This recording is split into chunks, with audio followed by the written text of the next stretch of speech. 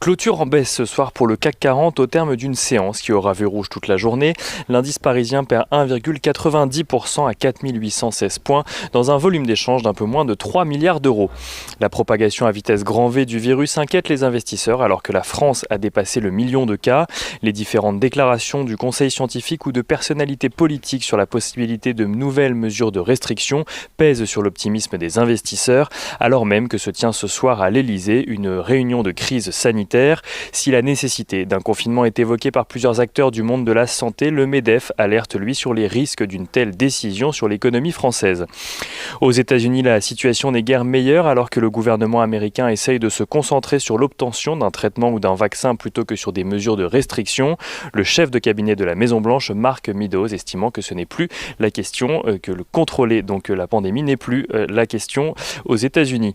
Les négociations en matière de plan de relance patinent également aux États-Unis, toujours républicains et démocrates, se déclarant tous les deux optimistes tout en voulant rejeter sur l'autre la responsabilité du désaccord à quelques jours de l'élection présidentielle. Steve Mnuchin a tout de même reconnu des progrès significatifs.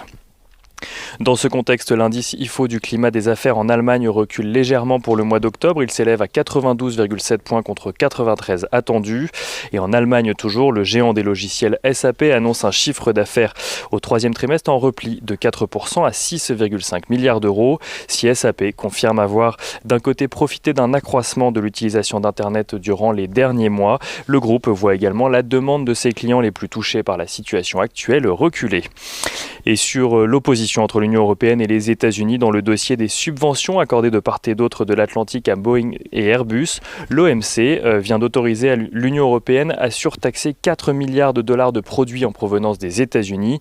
Boeing, qui est d'ailleurs visé par des potentielles sanctions chinoises parmi d'autres entreprises dans le cadre de la guerre commerciale que se livrent la Chine et les États-Unis. Airbus qui perd 3,20% ce soir. Et on continue avec les valeurs. Peugeot gagne 0,42% alors que la Commission européenne devrait donner son feu vert à la fusion entre PSA et Fiat Chrysler selon des sources proches du dossier.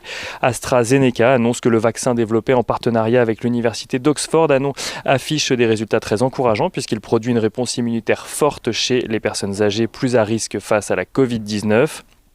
Europcar publie de son côté un chiffre d'affaires trimestriel en baisse de 50% par rapport à 2019. Le loueur de voitures annonce d'ailleurs renoncer à formuler des objectifs financiers pour 2020 en raison de l'évolution du contexte actuel. Europcar qui perd 7,66% ce soir et Total qui cède 3,65% alors que le baril de Brent de mer du Nord recule ce soir. Il se négocie à la clôture du marché parisien juste en dessous des 40,5 $.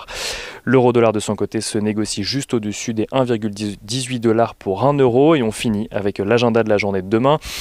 Demain, les investisseurs pourront découvrir les résultats trimestriels de Capgemini, mais aussi de Valeo, Alten, Beneteau, M6 ou encore Maison du Monde.